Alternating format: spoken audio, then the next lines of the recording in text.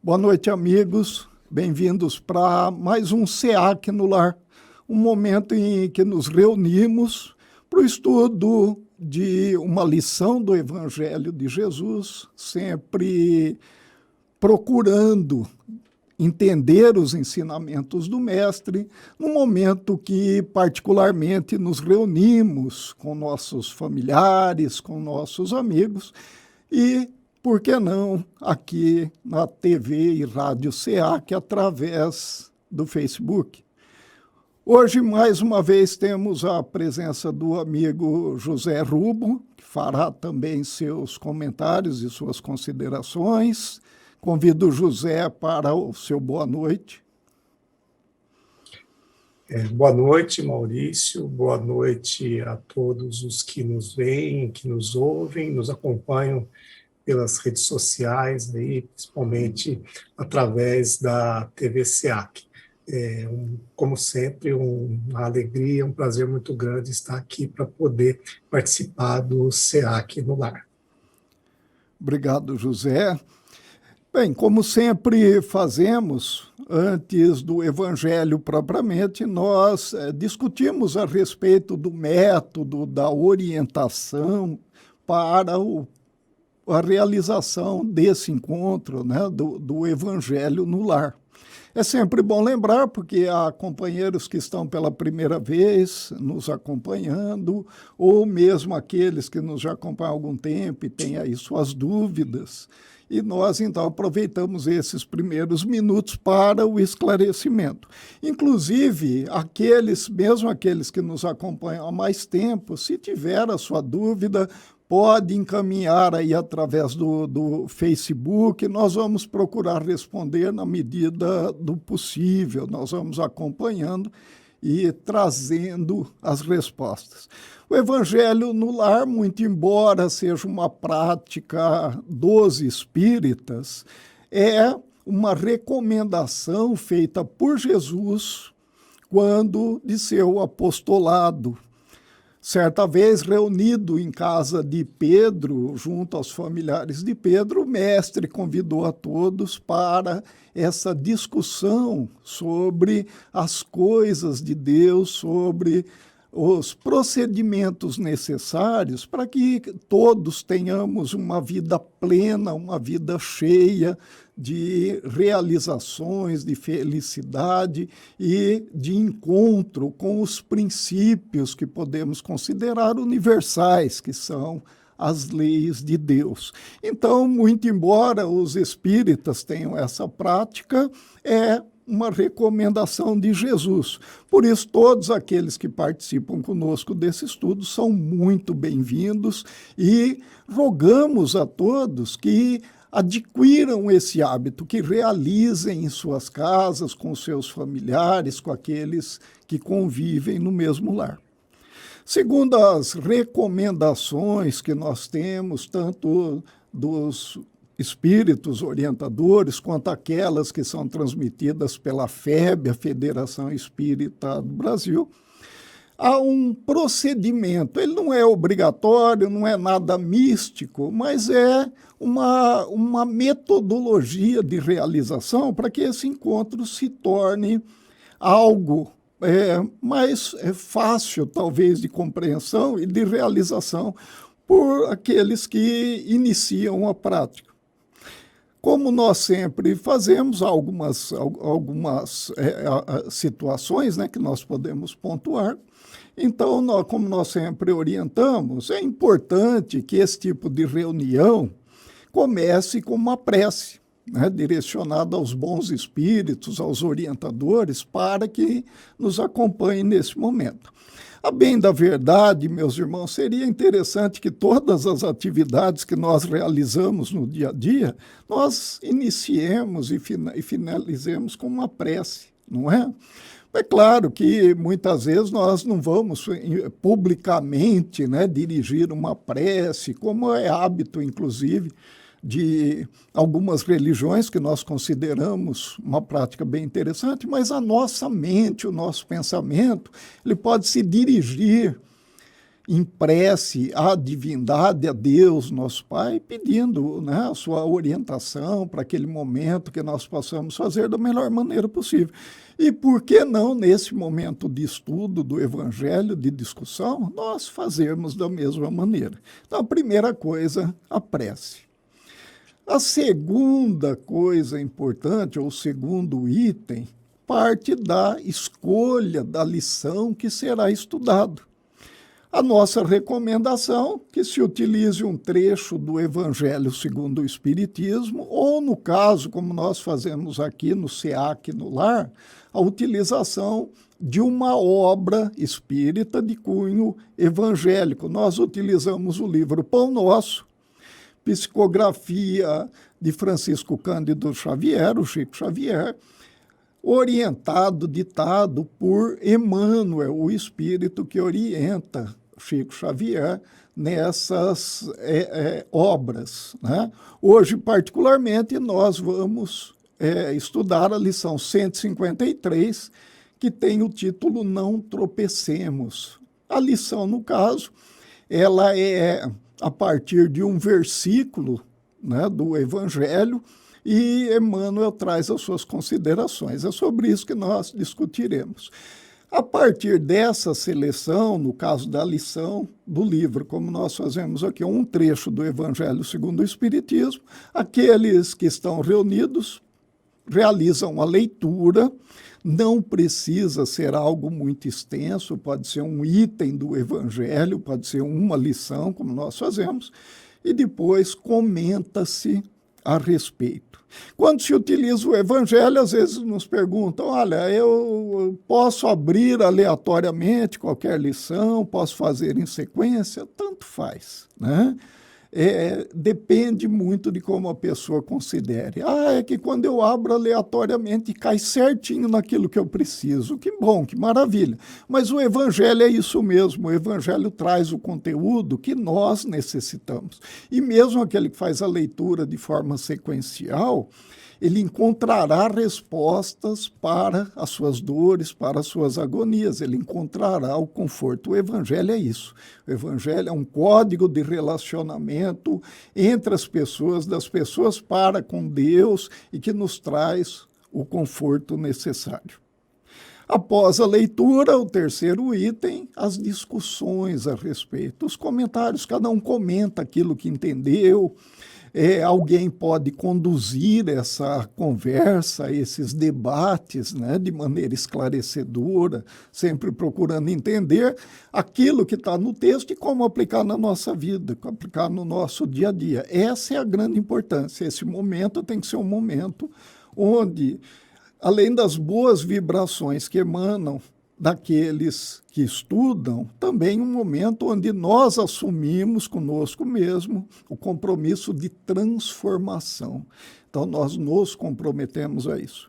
É importante que esse momento seja um momento de estudo, muito embora possa haver pessoas com sensibilidade mediúnica participando, esse não é momento de comunicação mediúnica, é um momento nosso.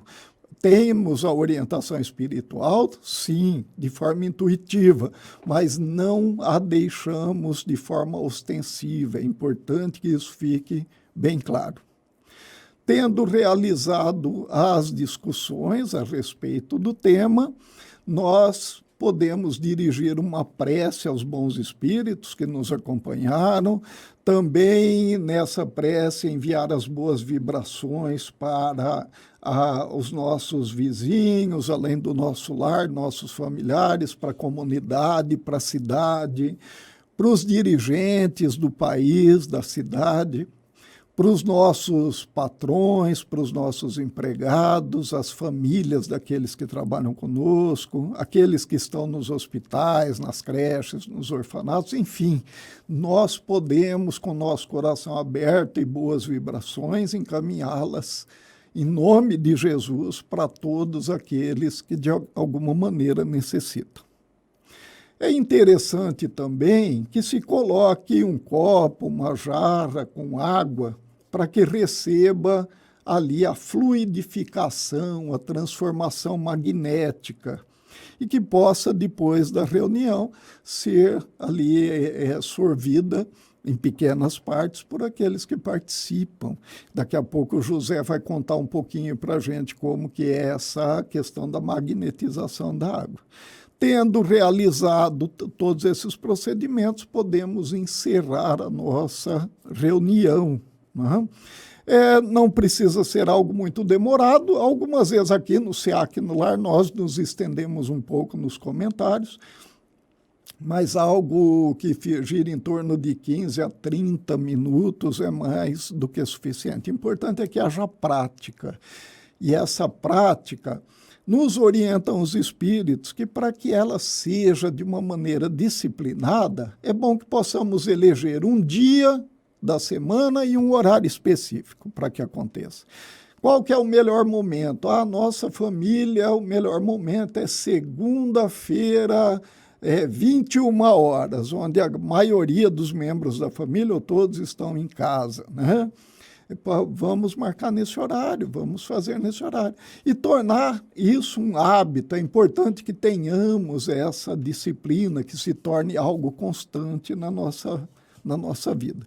Também, às vezes, nos perguntam, poxa vida, olha, em casa só eu que estou me propondo a fazer, eu devo fazer ou não? Se eu fizer sozinho, faço em voz alta, faço em pensamento, como que eu faço? Orientações também que eu gostaria, a exemplo da água, né, para a fluidificação, eu gostaria de passar para o José também, nos trazer os seus esclarecimentos, né? Então, José, comente conosco, por gentileza, nos esclareça sobre esses temas. Maurício e todos os demais que nos assistem, nos ouvem, né, a água fluidificada, ela está sempre presente, como vários já perceberam, está sempre presente nas nossas atividades num grupo espírita. A água, ela é um mineral e ela tem além de ser, né, um elemento indispensável à vida, ela tem condições de sofrer modificações através da sensibilidade, do pensamento e da nossa oração, a fim de que ela se transforme, né, na sua composição, não mineral, mas na sua estrutura cristalina, através dessa oração e dessa magnetização que se faz da água, de forma que, neste elemento mineral que é a água, sejam incorporados fluidos, né, magnéticos e espirituais que vão ser depois absorvidos pelo nosso organismo, e isso nos traz como que um alívio, um bálsamo para que as nossas angústias, as nossas preocupações sejam bem tratadas, né? Então, não é um remédio, mas é algo que vem como uma adição à nossa oração, à nossa mudança de comportamento, para que a gente fique mais disposto, né, a estar em comunhão com Deus, em comunhão com o bem, com a bondade, com a fraternidade. Então, isso que a água fluidificada faz. Ela nos auxilia nessa predisposição de enfrentarmos as nossas dificuldades, enfrentarmos os nossos problemas e também aliviar as nossas dores, as nossas angústias. Então, sempre que vocês forem a alguma reunião espírita, sempre vão verificar que num determinado local do salão existe uma jarra de água, numa mesa existe uma jarra de água, alguns copinhos, quando a pessoa sai é oferecido água, né? Então, que aquela é a água fluidificada. Quando nós fazemos o evangelho no lar, na nossa residência, nós buscamos a mesma coisa. Nós colocamos uma jarra com água, ou uma garrafa com água, às vezes é o próprio copo com a água ao nosso lado, e aí nós fazemos as nossas orações, as nossas leituras, as nossas reflexões. À medida que nós fazemos estas orações e as nossas reflexões, a água vai sofrendo esta magnetização, esta modificação, esta fluidificação, tá? Que depois faz com que ela possa ser bebida, absorvida por cada um dos membros que estão ali participando do Evangelho no Lar, e isso traz um bem para todos. Então, assim, nós temos aí a água fluidificada, né? A importância de sempre ter essa linha, além de ser ótimo, né? Porque é água, né? Que nos traz, que nos mata a sede, que nos faz bem. Enfim, nessa situação que o Maurício colocou, quantas pessoas vão participar, eu posso participar sozinho, eu posso fazer sozinho, ou eu preciso de mais alguém, eu faço em voz alta, não faço em voz alta. Tudo isso depende muito da condição de cada pessoa. Existem famílias que são numerosas, existem famílias que são muito reduzidas, existem pessoas que moram sozinhas. Existem pessoas que moram com amigos. Existem pessoas que moram com outras, de outras religiões, né, que tem outras, professam outras fés. E isso não é impeditivo para que a gente faça a nossa oração, o nosso Evangelho no Lar. Eu posso fazer sozinho? Posso.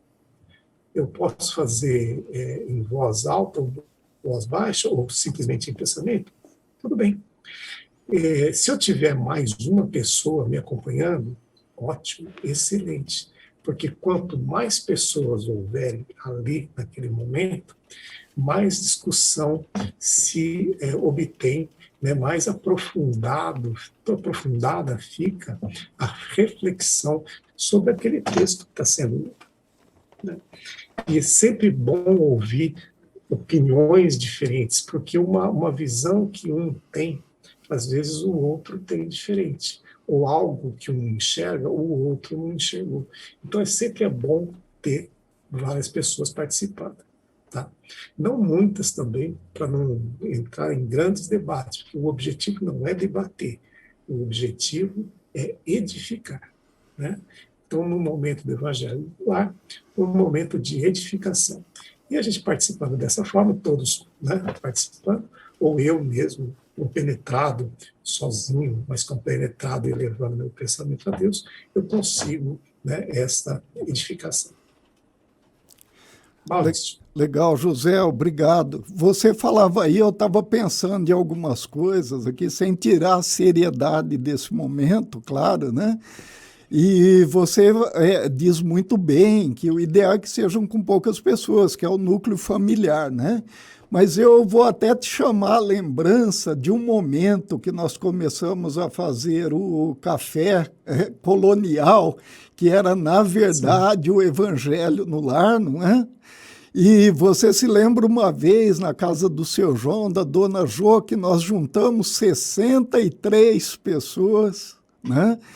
E isso é interessante, meus irmãos que nos acompanham, porque muitas vezes as pessoas falam para a gente assim, se você convidar para um churrasco, você recebe aí 40, 50 pessoas, mas se você convidar para um momento de estudo do Evangelho, você raramente vai ter ali mais do que 3, 4 ou 5 pessoas. E nós, né, José, na prática nós mostramos que era diferente, né? Se tornou um hábito. Uma vez por mês nós nos reuníamos na casa de uma das pessoas. É claro que 60 e poucas pessoas só dava para fazer acho que em 3 casas que nós conseguíamos. Mas, meus irmãos, nós fazíamos um momento de encontro, de bate-papo, com um bolo, um café, um suco, e depois, num determinado horário, era às 17 horas, nós nos reuníamos, não, era às 19 horas, das 17 às 19 era um encontro, um bate-papo muito amigável, e das 19 às 20 horas, de maneira bem disciplinada, nós fazíamos o estudo do Evangelho de Jesus, provando que as pessoas se reúnem em torno daquilo que é bom, daquilo que traz prazer, não necessariamente relacionado a um churrasco ou a bebidas, nada assim. É quando nós tornamos o encontro com Jesus prazeroso, nós percebemos que as pessoas que têm esse objetivo se reúnem, sim. Né? Muito legal, José, você me trouxe a lembrança esse momento que, se Deus quiser, terminando esse momento de pandemia, de isolamento, nós voltaremos a fazer, hein? Não é? Sim, ótima lembrança dos nossos cafés coloniais. Muito bom. E então, sem perder mais tempo, passando para a lição, como nós dissemos, o livro Pão Nosso, né? É esse livro aqui, Pão Nosso, psicografia do Chico Xavier, autor espiritual Emmanuel. A lição 153 tem por título Não Tropecemos. Jesus respondeu: não há 12 horas no dia? Se alguém andar de dia, não tropeça, porque vê a luz deste mundo. Essa passagem está em João, capítulo 11, versículo 9. E aí nos traz Emmanuel.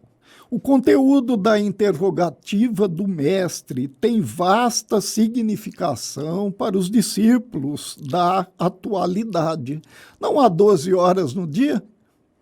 Conscientemente, cada qual deveria inquirir de si mesmo em que estará aplicando tão grande cabedal de tempo. Fala-se com ênfase do problema de desempregados na época moderna. Entretanto, qualquer crise nesse sentido não resulta da carência de trabalho, e sim da ausência de boa vontade individual. Um inquérito minucioso nesse particular revelaria a realidade. Muita gente permanece sem atividade por revolta contra o gênero de serviço que lhe é oferecido ou por inconformação em face dos salários. Sobrevém de imediato desequilíbrio. A ociosidade dos trabalhadores provoca a vigilância dos mordomos e as leis transitórias do mundo refletem animosidade e desconfiança. Se os braços estacionam, as oficinas adormecem. Ocorre o mesmo nas esferas de ação espiritual. Quantos aprendizes abandonam seus postos alegando angústia de tempo? Quantos não se transferem para a zona da preguiça porque aconteceu isso ou aquilo em pleno desacordo com os princípios superiores que abraça? E por bagatelas, grande número de servidores vigorosos procuram a retaguarda cheia de sombras.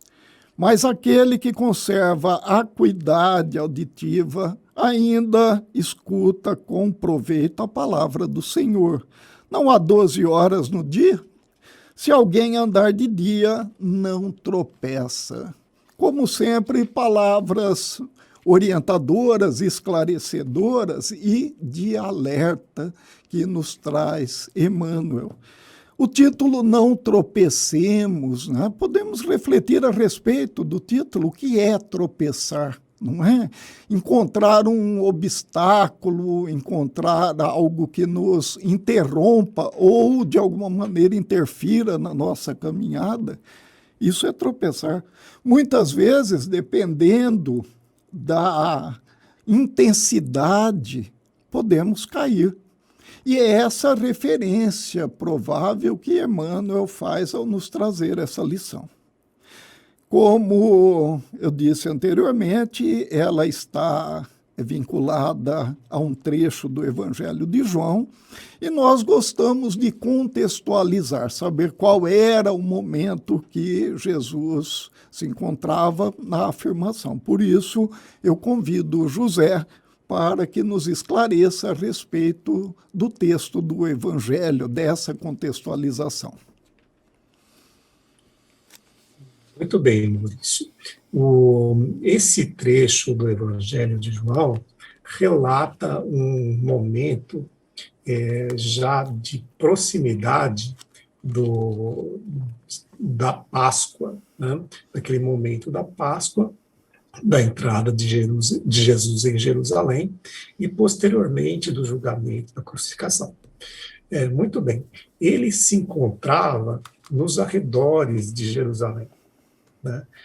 Naquela época, Jesus, por toda a sua peregrinação e os seus ensinamentos, ele já vinha sendo perseguido pelos judeus, né? Ele pregava nas sinagogas, os fariseus muitas vezes discordavam dos ensinamentos dele, achavam que estavam indo contra a lei mosaica. Então, eles tinham já uma certa prevenção contra Jesus, e Jesus estava já nessa situação de ter que ser cuidadoso nas suas por onde ele andava e o que ele fazia. Muito bem. Nesse momento, então, estava doente Lázaro, que era irmão de Marta e de Maria Madalena, aquela que havia limpado os pés de Jesus, enxugado os pés de Jesus com os próprios cabelos.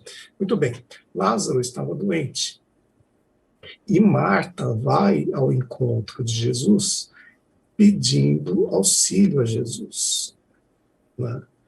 E Jesus diz, não, nós vamos então voltar lá para a Judéia, né? onde estava Lázaro.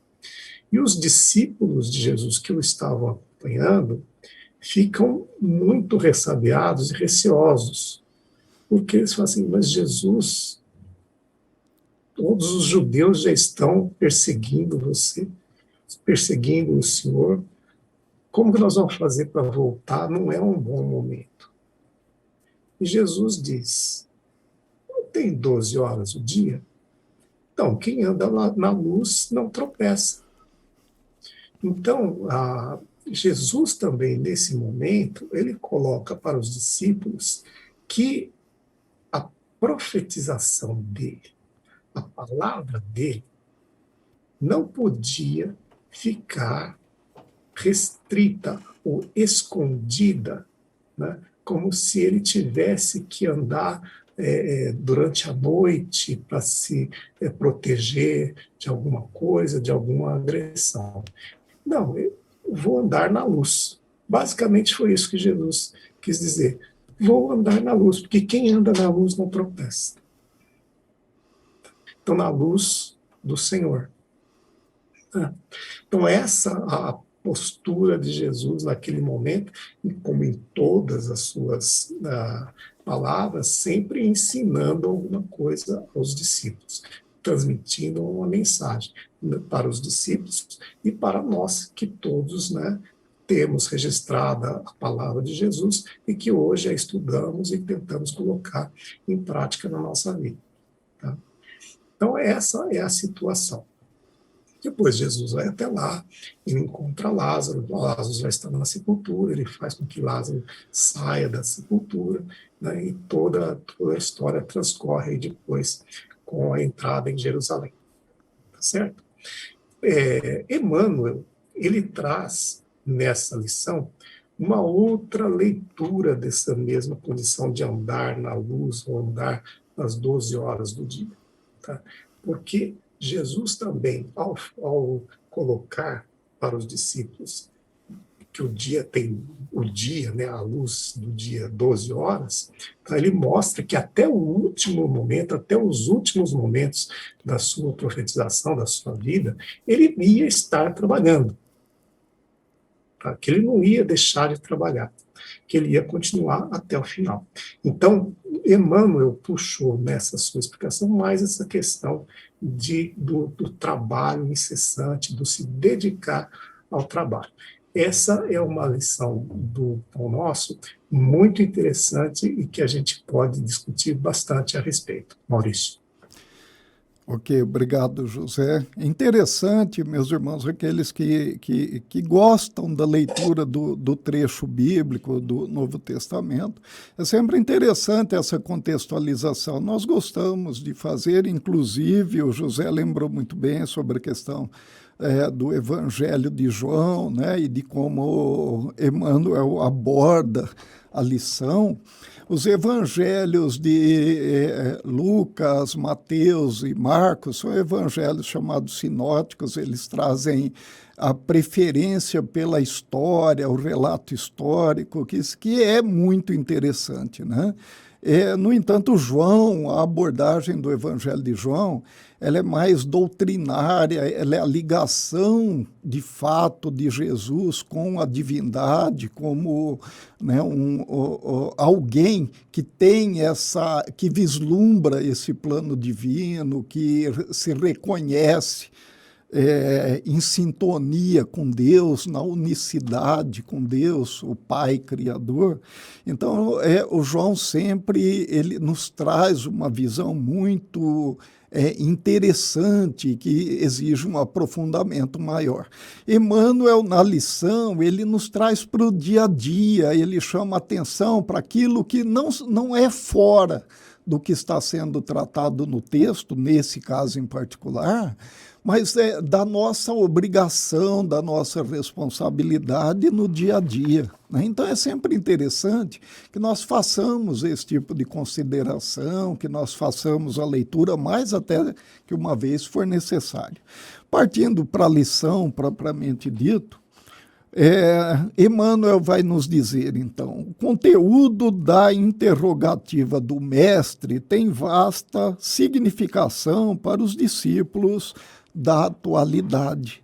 Não há 12 horas no dia, é uma referência clara ao tempo que nós temos disponível para as realizações, para os trabalhos, as tarefas que nós temos a fazer, sobre a responsabilidade realizadora que muitas vezes nós até intimamente sabemos ter, e que muitas vezes a título de, poxa, né, hoje não estou muito bem, hoje eu, né, não estou me acertando muito, nós acabamos perdendo. Olha só, na atualidade, quanto tempo nós muitas vezes perdemos com coisas banais, né? Hoje nós vemos que o celular, as redes sociais, eles são grandes consumidores do tempo que nós temos disponível, né? E isso, levando em relação ao título Não Tropecemos, olha só, né? Se nós temos algo a realizar e nos deixamos ali perder um certo tempo nas redes sociais, ou com algo que efetivamente não contribui para aquela missão, nós podemos estar usando esse nosso tempo realizador, né, de uma maneira interrompida, como se houvesse acontecido no meio do caminho um tropeço que barra a nossa caminhada, que interrompe, traz um obstáculo à nossa caminhada. Continua Emmanuel, conscientemente, cada qual deveria inquirir de si mesmo em que estará aplicando tão grande cabedal de tempo. E olha só, quantas vezes nós não nos perguntamos a respeito disso, será que eu estou usando o tempo de maneira adequada?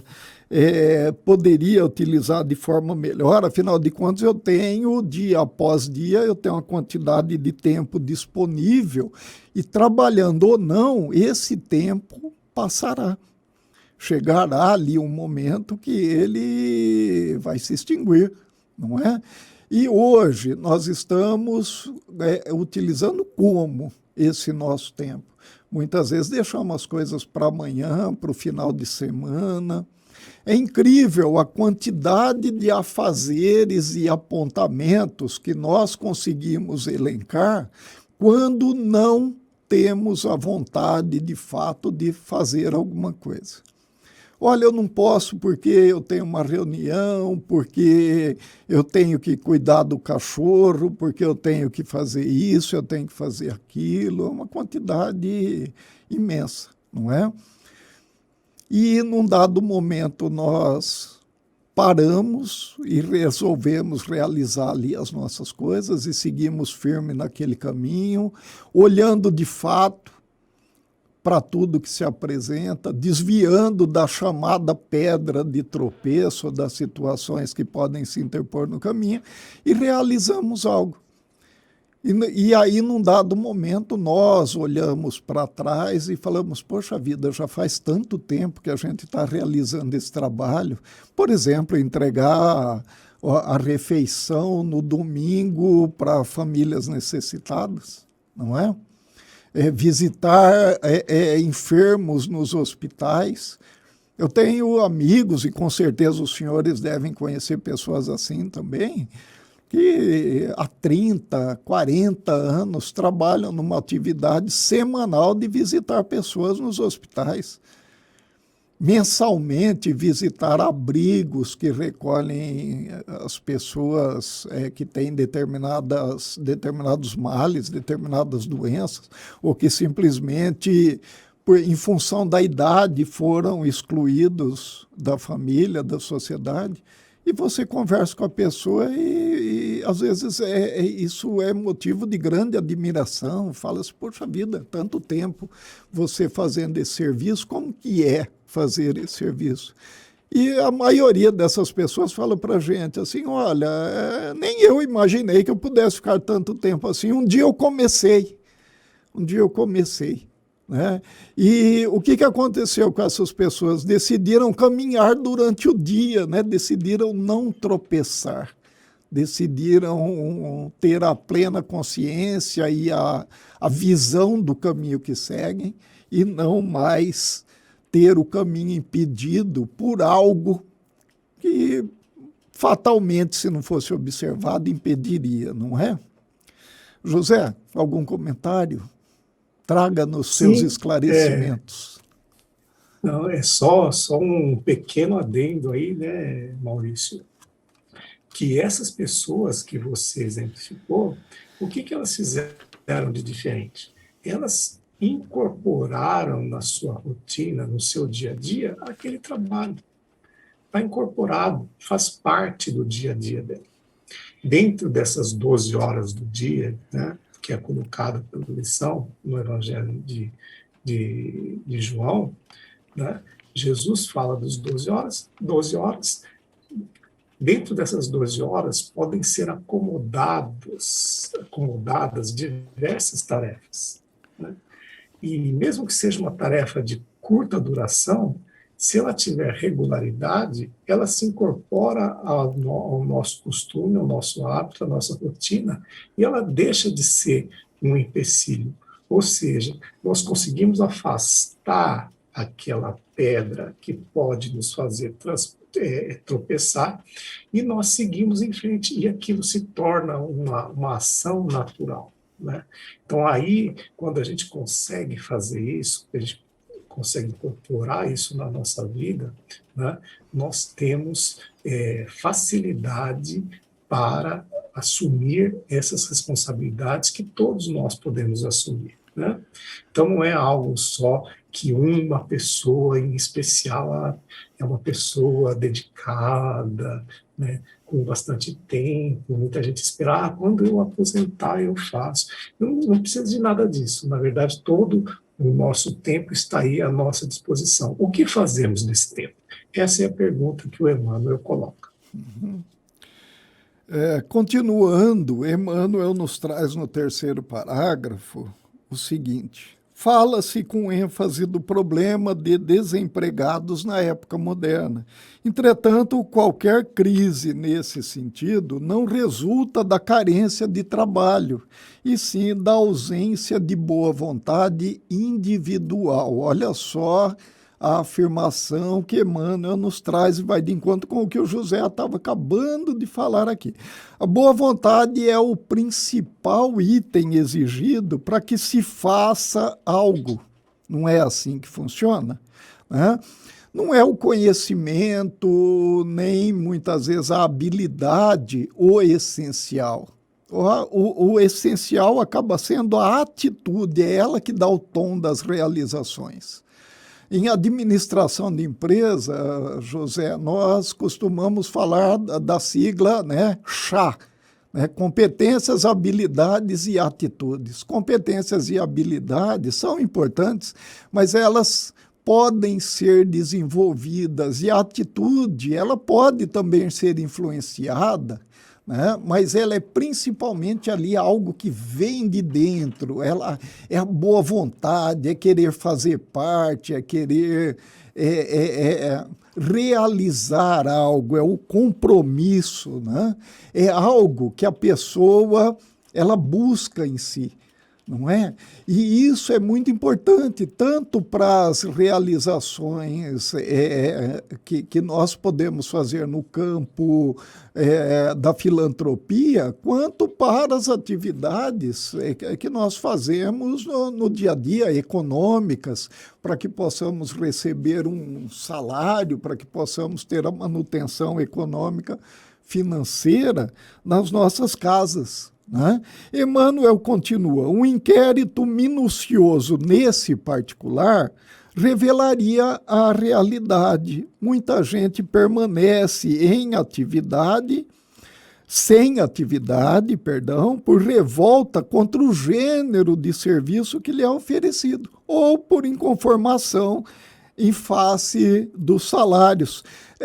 Na verdade, é o que sempre nos falam, sempre há o que fazer, sempre tem alguma atividade que possa ser realizada. É natural que aqueles que têm maior competência tenham maiores condições de se adequar a qualquer tipo de trabalho, principalmente os trabalhos mais simples. O contrário é praticamente impossível. Aquele que tem competências ou habilidades limitadas, ele não consegue, muitas vezes, nem compreender a complexidade de um trabalho mais estruturado. No entanto, veja, o que normalmente nós encontramos é que aquele que tem mais competências, ele muitas vezes ele não quer se dedicar a algo que seja mais simples. Por quê? É justamente porque aí tem um tropeço também, aí tem o orgulho que impede, né? A gente sabe que é desse jeito, e isso acontece com a gente também, e é disso que Emmanuel chama a atenção, né? Não é porque nós temos aí títulos de bacharel ou de técnicos no nível superior, nós possamos ter títulos de mestrado, doutorado, que atividades menos categorizadas, ou vamos chamar de complexidades menores, não possam ser realizadas por nós, não é? E nós encontramos muito desse tipo de situação. A pessoa fala assim, não, olha, eu não estudei tanto tempo para fazer esse tipo de trabalho. Qual é a minha preferência quando eu falo isso? É continuar sem trabalho, né? E muitas vezes eu não entendo que isso é o tropeço. Isso é o tropeço. Eu tinha um amigo, José, faz muitos anos que eu não o encontro, ele inclusive mora fora do país, né? Ele é libanês, e sempre que nós conversávamos, ele, assim, uma pessoa muito respeitosa, ele sempre falava assim, seu Maurício, é importante que o ser humano esteja trabalhando. Às vezes perde o emprego, mas é importante que esteja trabalhando. Encontra um emprego hoje para ganhar 100 e vai fazer, e faça bem feito, faça como se você fosse o melhor trabalhador daquela área. E se futuramente você achar um para ganhar 150, você vai pegar esse de 150 e vai fazer bem feito. Você tem que fazer de uma maneira que você seja admirado por aquilo, né? E fazer de maneira tranquila, em paz consigo mesmo. E isso era muito importante. Havia uma visão, né, dessa pessoa, uma visão completamente em acordo com as leis universais, com as leis de Deus. Tudo em a natureza trabalha, né?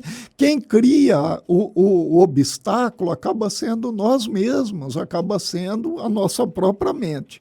E sem me alongar mais, José, eu vou ler a frase seguinte de Emmanuel, que ela está em acordo com essa observação, esse exemplo que nós temos agora.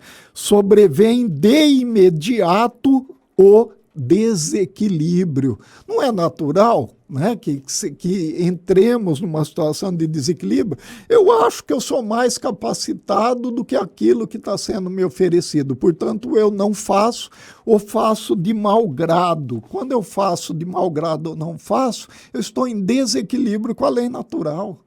Não é?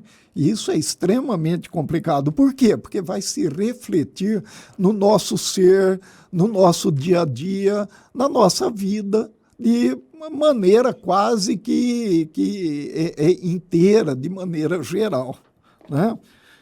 José, pois não, seus comentários, por favor. Eu entendo, Maurício, que nós, por vezes, nos preocupamos com qual vai ser o ganho que eu vou ter com esse trabalho. O que eu ganho com isso? Né?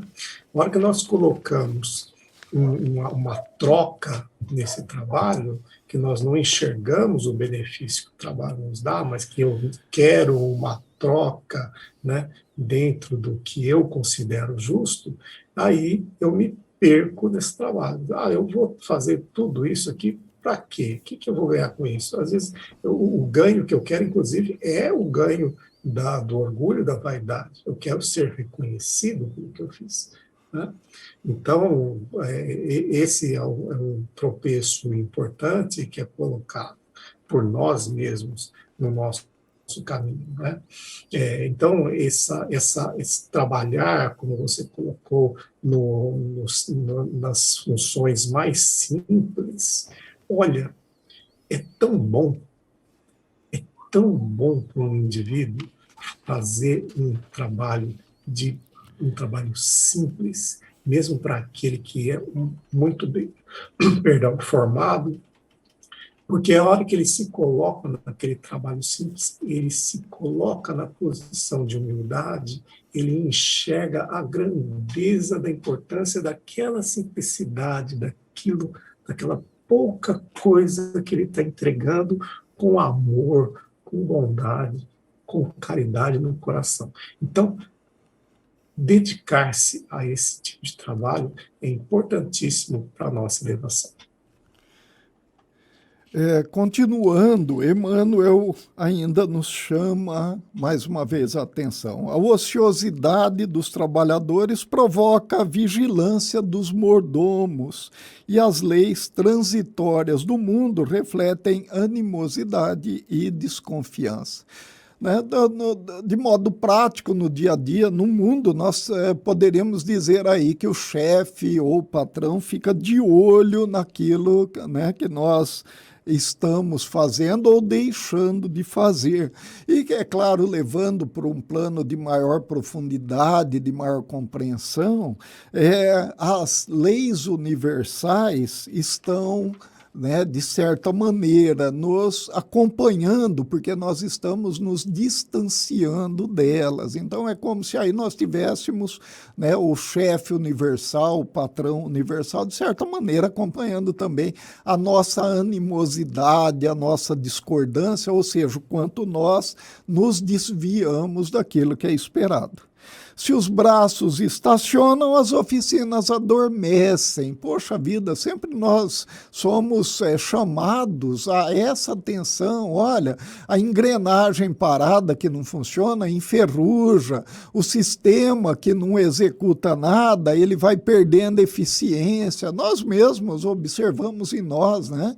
Quando nós costumamos com uma vida sedentária e aí queremos fazer alguma coisa, poxa vida, eu não aguentei caminhar até a esquina, fui correr para pegar o ônibus e fiquei cansado, não consegui subir um lance de escada, né? É a mesma coisa aqui, braço estacionado, oficina adormece, para, né? Então é algo que nós vamos encontrando ali dificuldade para fazer funcionar de novo.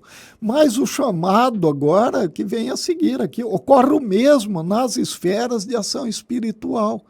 Poxa vida, né? Se nós não estamos em sintonia com aquilo que é certo, com aquilo que nós devemos fazer, espiritualmente também nós estamos o quê? Nos afastando, nós estamos deixando de aproveitar. É como se a máquina aí no plano espiritual também estivesse enferrujando. Quantos aprendizes abandonam seus postos alegando angústia de tempo? Quantos não se transferem para a zona da preguiça, porque aconteceu isso ou aquilo, em pleno desacordo com os princípios superiores que abraça?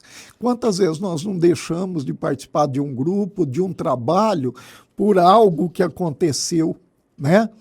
Por uma coisa insignificante, que é justamente como Emmanuel termina aqui o texto, e por bagatelas, grande número de servidores vigorosos procuram a retaguarda cheia de sombras.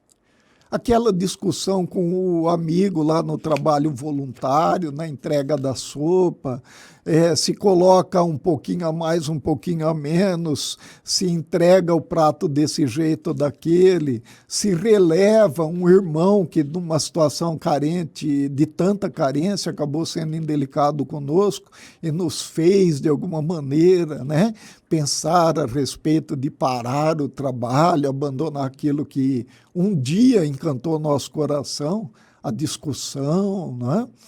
Isso não é uma bagatela? Diante de tudo que pode ser oferecido para nós, isso são bagatelas. E quantas vezes nós mesmos, em nós, não nos pegamos pensando dessa maneira? Não, aquele dirigente lá do centro, aquele pastor da igreja, né? Eu não vou mais lá na igreja porque o padre não impede aquela carola que tem lá de se interferir. Isso são bagatelas, isso são coisas insignificantes e que nos levam, né, para a situação de sombra. Né? Nós deixamos de caminhar na claridade do dia e passamos a viver na escuridão, na sombra.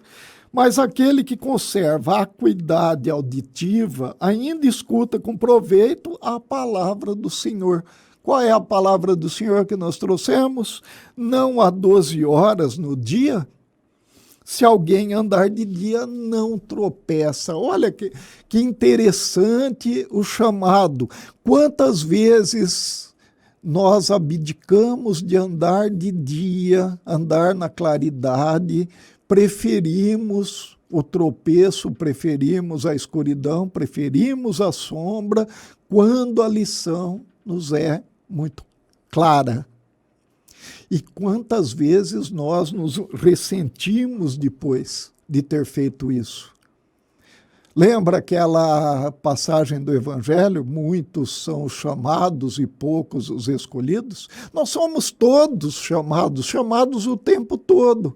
Quem são os escolhidos? Os escolhidos são aqueles que, além de oferecer as suas competências, as suas habilidades, eles tomam a atitude de ir adiante, de ir em frente e de produzir algo, coautores com Deus, trabalhar junto com Jesus, trabalhar pela divulgação do Evangelho, mas principalmente pela exemplificação do Evangelho, uma vida de fato coerente. Coerente com o quê? Coerente com as leis universais, coerentes com aquilo que Jesus veio nos trazer. E que pouco a pouco nós vamos nos inteirando do significado, nós vamos adquirindo a compreensão.